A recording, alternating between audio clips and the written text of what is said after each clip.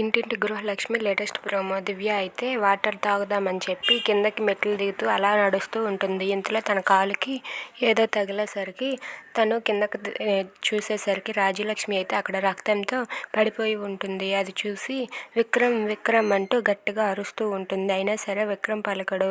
ఇక అత్తయ్య అత్తయ్య అని ఎంత లేపినా సరే లేవకపోయేసరికి విక్రమ్ రూమ్ దగ్గరికి వెళ్ళి విక్రమ్ని లేపి, విక్రమ్ అక్కడ మీ అమ్మ పడిపోయి ఉంది, రా విక్రమ్ త్వరగా అని చెప్పి అంటుంది. ఇక విక్రమ్ అయితే లేచి పరిగెత్తుకుంటూ వెళ్తాడు. దివ్య కూడా వెళ్ళేసరికి అక్కడ వెళ్ళి చూసేసరికి రాజ్యలక్ష్మి ఉండదు. అది చూసి దివ్య అయితే ఒక్కసారిగా షాక్ అవుతుంది. ఇక దివ్య అరుపులకైతే ఇంట్లో వాళ్ళంతా బయటకు వస్తారు. ఏంటమ్మా ఎందుకు అరుపులు అరుస్తున్నావు, ఎందుకు అలా అరిచావని చెప్పి తాతయ్య గారు అడుగుతారు.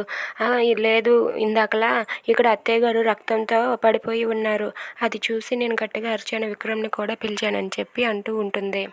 ఆ మాటలకి అదిగో అమ్మ అక్కడే కదా ఉన్నారు మీ అత్తయ్య అంటే, ఇక రాజ్యలక్ష్మి అయితే నేను వేసిన ప్లాన్ సక్సెస్ అయ్యింది, దివ్యకి ఇలానే చెయ్యాలని అనుకుంటూ ఉంటుంది. ఇక విక్రమ్ అయితే ఏంటి దివ్య నువ్వు ఈ మధ్య ఎలా ప్రవర్తిస్తున్నావు, మొన్న అలాగే తులసి మొక్క కూడా అలాగే ప్రవర్తించావని అంటూ ఉంటాడు. మీకు నచ్చినట్లయితే లైక్ చేయండి, షేర్ చేయండి, సబ్స్క్రైబ్ చేసుకోండి. Thanks for watching.